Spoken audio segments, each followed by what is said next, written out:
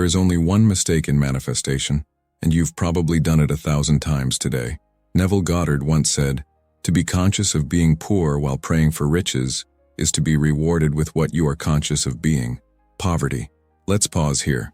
Have you ever said to yourself, "I am abundant," while secretly checking your bank balance hoping the numbers look better? Have you affirmed, "I am loved," while scanning for a text message that never came? If so, this message is for you, not to correct you, but to reveal something so subtle, so often overlooked, that it's quietly sabotaging your desires every single day.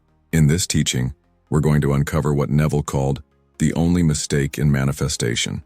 Just one, not 10, not 5. Only one. Contradiction. You say, "I have it," but feel, "I don't." You affirm, "It's done," but check. Is it working yet? You imagine the wish fulfilled, but then speak to your friend from the old story, as if nothing has changed. This contradiction splits your inner world, and a divided consciousness cannot bring forth a unified reality. Neville was precise about this. To assume the feeling of the wish fulfilled and continue therein is the way to union with your desire. Not just assume it for 5 minutes, not just during your morning routine. Continue therein. In other words, don't switch back. Don't waver. Don't rehearse the old self once you've claimed the new one. This video isn't about adding new techniques or piling on rituals. It's about seeing what you're doing that silently undoes everything else. It's about noticing the subtle moments where you disown your desire and call it faith. Because the truth is, most people are not blocked because they're doing too little, but because they're contradicting what they've already declared. They're affirming one thing and emotionally living another. And perhaps the most overlooked aspect of that contradiction is what you're still feeling from. You've changed your words, yes. Maybe even your thoughts. But have you changed the emotional signature? The mood that rises up in quiet moments? The silent script playing underneath your affirmations? That's where the real shift begins. Let's look deeper. You've changed your words. You've updated your vision board. You've even started scripting and meditating. But tell me, have you changed the feeling beneath it all? Have you changed your emotional anchor? Most people think they've moved into a new state because they've picked up a new affirmation. But what they've really done is dress the old self in new language. The emotions remain the same. Scarcity, uncertainty, anxiety. It's like spraying perfume over something rotten and hoping no one notices the smell. Neville said, "You must feel yourself right into the situation of your answered prayer." Most people fail to manifest, not because they lack desire, but because they keep feeling from the old state. They rehearse the new story in words, but emotionally, they're still tuned to the past. Old emotions are like echoes. Even when the event has passed, the emotional tone lingers. It stays in your posture, your voice, your breath, your habits. You say, "I am wealthy," but when an unexpected bill arrives, your body still contracts in fear. That's the echo. And here's the real catch. Your world responds not to the words you say, but to the feeling you dwell in. Life does not listen to your sentences. It mirrors your emotional signature. Think of emotional echoes like the scent of a room after someone has left. The presence is gone, but the energy remains. If you don't consciously shift your state, that echo becomes your baseline. That baseline becomes your assumption, and your assumption becomes your reality. So how do you shift the echo? You stop trying to overwrite the feeling with thought. Instead, you begin what Neville called emotional rehearsal, the art of stepping into the feeling tone of the desired state. Don't just visualize the car. Feel what it's like to drive it on a late summer evening with the windows down. Don't just affirm love. Sink into the ease and warmth of being deeply chosen, wanted, secure. Don't just repeat, "I have it." Ask, what does the version of me who already has it feel like when they wake up in the morning? How do they move through their day? What no longer concerns them? The goal isn't to pretend. The goal is to remember, to feel now what would be natural if your desire were already true, because in consciousness it already is. Take a moment. What are you emotionally loyal to? The version of you who didn't have it? Or the one who already does? This loyalty, emotional, energetic, and deeply unconscious, is what writes your script. Not the 10 minutes you spend visualizing in the morning, but the emotional identity you carry into every interaction, every thought, every reaction. To shift your world, you must shift your echo. Begin feeling from the state of the wish fulfilled, not toward it. The feeling is the secret, but only when it's aligned with the identity you've chosen, not the one you're trying to escape. This is how you stop contradicting yourself without even realizing it. By anchoring your feelings, not just your thoughts, in the new state, and remaining there, quietly, authentically. That's where the change begins. The only mistake, contradiction. If there is one thing to stop doing, one single shift that will change everything in the realm of manifestation, it is this. Stop contradicting yourself. Contradiction is not just a minor error. It is the only mistake you can make in the creative process. Everything else stems from it. Every delay, every feeling of being stuck, every loop of, why hasn't it shown up yet? All of it, at its core, comes down to this one point. You are sending opposing instructions to consciousness. Neville Goddard was exact when he said, to be conscious of being something, and then to deny it by your actions, is to neutralize your prayers. You assume the wish fulfilled in the morning. You feel it vividly. You affirm it with clarity. But then something subtle happens. Later in the day, you react as if none of it was real. You check your phone for validation. You look for signs. You fall into fear when circumstances don't confirm the new state. These little moments may feel harmless, but energetically, they are loud statements. I do not yet have what I desire. Contradiction isn't just what you say. It's what you feel, what you expect, and what you subconsciously identify with. Let's consider an example. You say, I am in a loving relationship. That's your assumption. That's the state you wish to embody. But when you're alone, your thoughts begin to spiral. Why haven't they messaged me? What if I'm being delusional? What if they're with someone else? You check their last seen status. You reread old conversations for clues. You look for reassurance. Each of those actions stems from a state of lack, a state where the relationship is still missing, uncertain, distant. Even if your words say, I have it, your consciousness says, it's not here. And the creative power of consciousness always responds to your dominant inner state, not your temporary affirmations. Or perhaps you affirm, I am wealthy. I always have more than enough. You feel abundant while scripting or visualizing. But when an unexpected expense arises, panic returns. You cut back, you hesitate. You brace yourself against loss. In that moment, you are no longer dwelling in wealth. You are back in survival. Contradiction is not always loud. Sometimes it hides in subtle habits, in small doubts, in the quiet voice that asks, am I doing this right? That question alone implies that you haven't yet become the version of yourself who simply knows. Neville taught, assume the feeling of the wish fulfilled and continue therein. It's that second part that most miss. Continue therein. Not for 5 minutes. Not until reality gives you evidence. Not until your senses confirm the new story. Continue therein, permanently, faithfully, as if you had already received it in full. This is where the real work begins. The truth is, the world cannot show you your new reality until you have stopped vacillating between identities. You must let the old story go, not just in words, but in being. As long as you are switching between I have it and maybe I don't, you are creating a loop. You step into the state of the wish fulfilled, then abandon it when nothing seems to change. Then you try again, hoping for faster results, but with more doubt than before. It's not that the desire isn't real or valid. It's that the contradiction is louder than the assumption, and the contradiction is what takes root. Here's the truth. Your world doesn't change the moment you start thinking new thoughts. It changes the moment you stop feeding the old ones. To live in the end means to give up the luxury of waiting for proof. It means choosing the new state, even when it feels unfamiliar, even when the old state tries to pull you back. It's like moving into a new home. At first, it doesn't feel like yours. You might still drive toward your old address out of habit, but over time, if you stop returning to the past, if you keep unpacking, decorating, and living in the new space, it becomes yours fully. It feels natural. In the same way, your new identity becomes your reality the moment you stop returning to your previous emotional address. This is not about being perfect. You're not being punished for a moment of doubt or a bad day. What matters is consistency. What matters is dominion. What matters is the dominant state you return to and abide in. Neville was never advocating blind faith. He was pointing us toward a level of internal authority. He said, when you know what you want, you do not try to get it. You assume the feeling of the wish fulfilled. And that assumption, when held without contradiction, must externalize. It has no choice. So ask yourself honestly, where am I still contradicting the identity I claim? Do I say I am confident but still shrink in certain situations? Do I affirm abundance but still hesitate every time I spend? Do I visualize love, but still feel unworthy of it? These contradictions are not signs that something is wrong with you. They are invitations, opportunities to align, to shift, to close the gap between the words you speak and the reality you live. The moment you stop contradicting your assumption, manifestation is no longer a struggle. It becomes a reflection, a mirror of your inner coherence. You don't need to work harder. You don't need to visualize longer. You don't need more methods. You simply need to remain faithful to the new story and refuse to argue for the old one. No more back and forth. No more hesitation.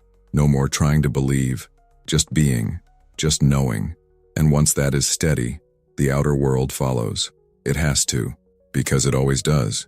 You've probably noticed by now, this work isn't about doing more. It's about no longer undoing what you've already assumed, but staying in that state, without wavering, without falling back into the old self. That's where most people slip. That's why I've left something for you in the pinned comment. A tool to keep you anchored when the world tries to pull you back. Now let's go deeper, because what comes next is a mistake most don't even realize they're making. Your assumptions shape reality. When Neville Goddard said, "Assumptions, if persisted in, harden into fact," he wasn't offering poetic philosophy. He was revealing a principle that governs your entire experience of reality. Your world, everything you see, feel, touch, and experience, is not a reflection of your effort. It is not a reward for how good you've been. It is not the result of how perfectly you perform a manifestation technique. It is the mirror of your assumptions. Your assumptions are not surface-level thoughts. They are your inner convictions, the quiet, often unspoken beliefs that feel so natural to you that you don't even question them. And because you don't question them, you live from them. And because you live from them, your life takes shape around them. Let's slow this down. To assume something means to accept it as true, so fully that it becomes the framework through which you interpret the world. It becomes your internal normal. It becomes the tone of your inner speech, the flavor of your feelings, the shape of your expectations. This is not about saying, "I want to be wealthy," or "I hope I'll find love." These are wishes, and wishes are external. They still imply separation. Assumption, by contrast, is internal. It carries no urgency, no need. It declares, "This is who I am. This is what my life reflects." Not because you saw a sign, not because you completed 21 days of affirmations, but because you decided it was true and refused to move from that decision. Neville put it this way: change your conception of yourself, and you will automatically change the world in which you live. But here's the problem. Most people never stop to examine what they actually assume. You may want to be loved, but do you assume that love stays? Or do you quietly believe it always leaves? You may want financial freedom, but do you assume that money is hard to keep? That something always comes along to drain it? You may want health, but do you assume that your body is fragile? That you're prone to illness? That genetics determine your destiny? These assumptions are not always conscious. In fact, the most powerful ones rarely are. They live in the background of your mind, shaping your responses, your emotional reactions, and the choices you make without even realizing it. This is why willpower doesn't change reality. You can try to force new outcomes through effort, but if your assumptions remain the same, they will override every method you use. You can use affirmations, vision boards, scripting, but if these tools are built on top of assumptions rooted in fear, lack, or unworthiness, they won't shift your outer world. They will simply become another layer of contradiction. Neville didn't teach tools. He taught states, because your state of consciousness is what you project, and your state is determined by your assumptions. Think of assumption as the role an actor steps into. Once they assume the character, their tone, posture, and behavior shift automatically. They don't have to consciously think, "How would this character walk or speak?" They've already become them. And the world of the play rearranges around that identity. This is what Neville meant by living in the end. To assume the end is to live from the version of you who already has it, who no longer needs to affirm it, who no longer looks for signs, who simply is. Now, how do you shift your assumptions? The first step is awareness. You must become honest about what you truly believe, about yourself, others, and life. Not what you say you believe, but what your reactions reveal. When you don't get the text back, do you immediately feel unwanted? When a bill arrives, do you flinch and brace for lack? When an opportunity appears, do you assume it's too good to be true? These moments uncover your real assumptions. From there, you begin the work of deliberate assumption. You ask yourself, what would I believe if my desire were already fulfilled? What would I expect as normal?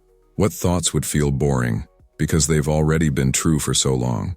That is the inner state you begin to occupy, not forcefully, but naturally. Repetition through feeling, not through effort.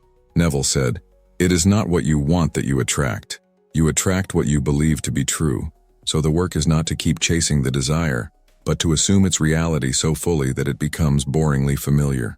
When the assumption becomes dull, when you no longer feel excited by it, that's when it's taken root, because it has become your new normal, and that's when the outer world catches up. But here's the key. You must be willing to let go of the old assumption, the identity that felt unworthy, the belief that things take time, the story that said you had to struggle to earn your desires. Letting go of these assumptions isn't easy. They're familiar.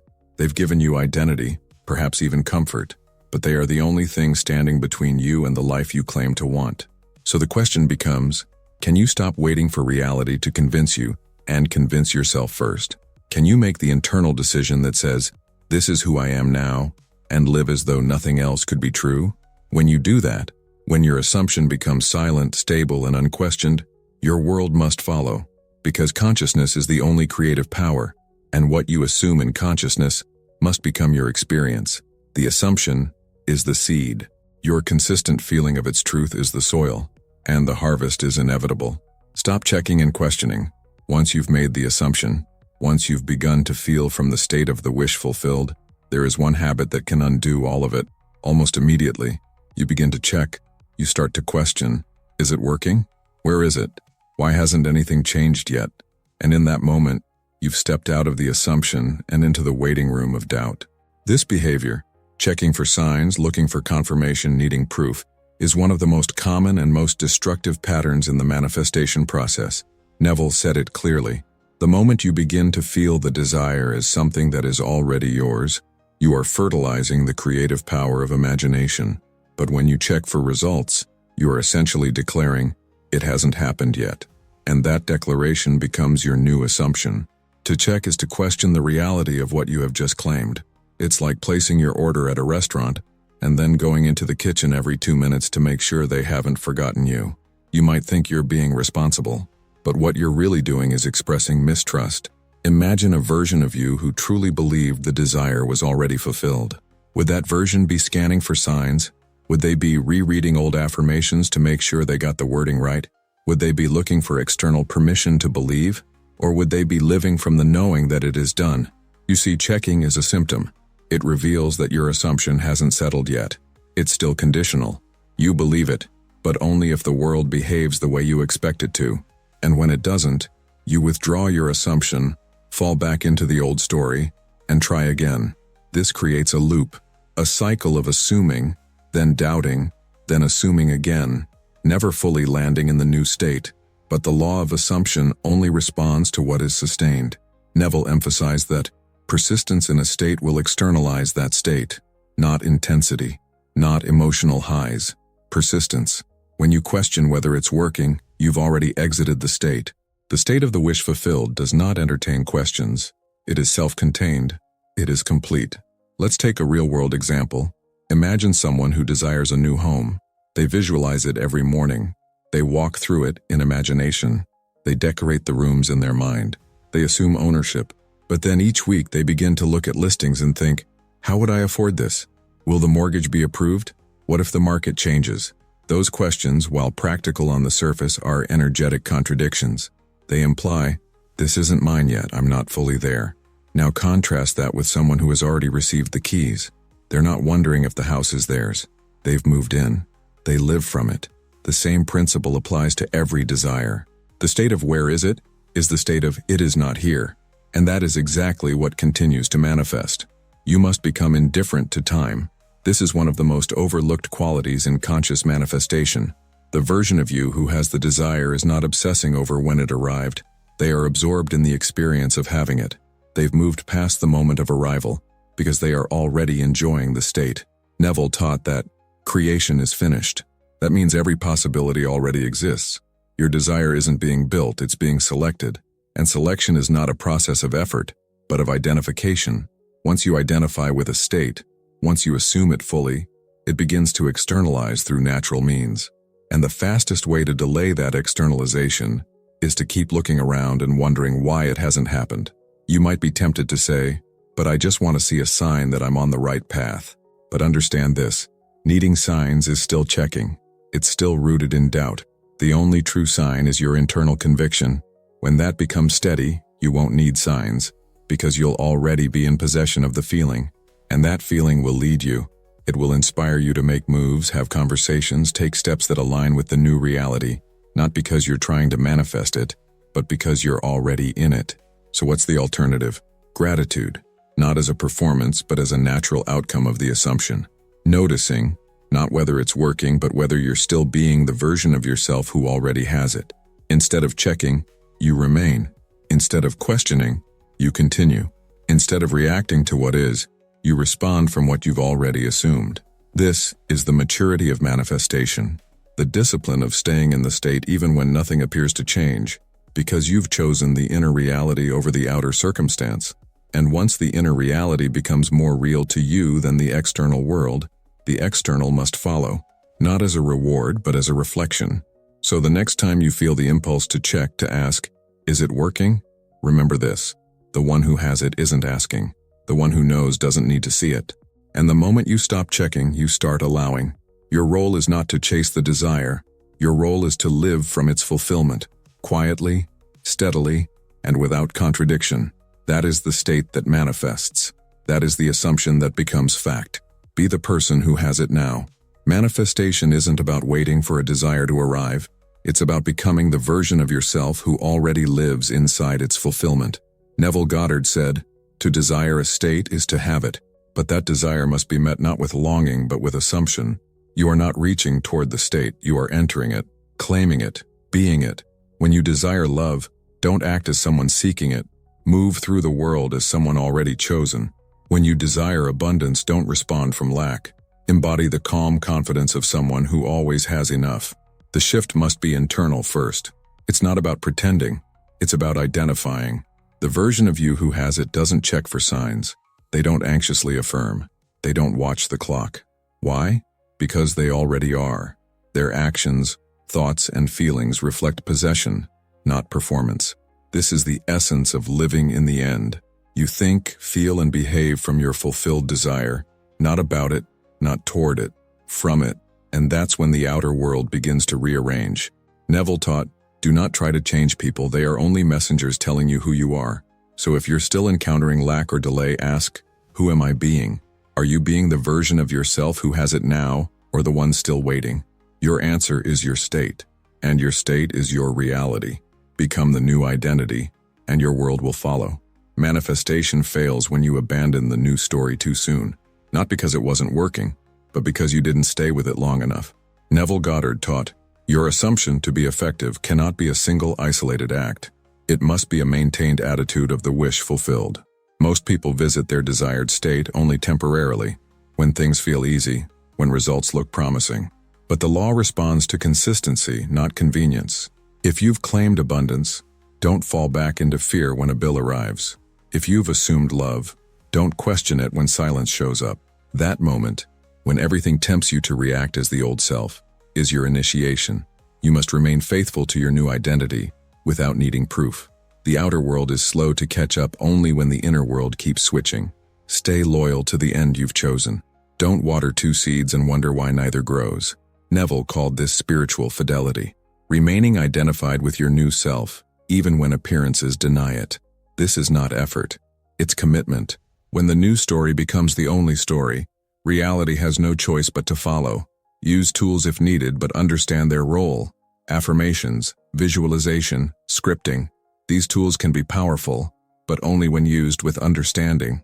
Neville Goddard never discouraged techniques. In fact, he often taught specific methods, but he was clear. Tools are means, not the cause.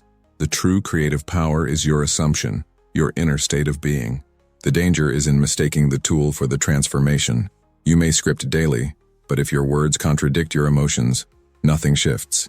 You might visualize vividly, but if you open your eyes and return to a state of lack, the vision is cancelled. Neville said, Use all means which will aid you to assume the feeling of your wish fulfilled, but never confuse the means with the end. A tool should help you feel as if it were already true. That's the only purpose. If it becomes routine, mechanical, or desperate, it loses its power. The key is alignment. If affirming helps you remain in the new state, use it. If visualization helps you feel the reality of your desire, use it. But always check, is this deepening my embodiment or distracting me from it? Tools are bridges. Your state is the destination. Use them wisely, but know, you are the operant power. The tool only works when it brings you closer to yourself. Now, we have the performance problem. Are you performing belief instead of possessing it? Many confuse performing belief with possessing it. You may repeat affirmations, visualize, or script, but if underneath it all you're still trying to convince yourself, then you're acting from lack, not fulfillment. Neville Goddard wrote, "You do not command what you do not possess." Real manifestation doesn't come from effort. It comes from identity. When you possess belief, your actions are natural, even quiet. There's no urgency, no checking. You're not trying to become something, you've already claimed it. Performance, on the other hand, is full of effort. It seeks proof. It's fragile. If the technique is missed, doubt returns. If results are delayed, panic sets in. True belief feels like peace. It doesn't announce itself. It lives quietly beneath the surface of all you do.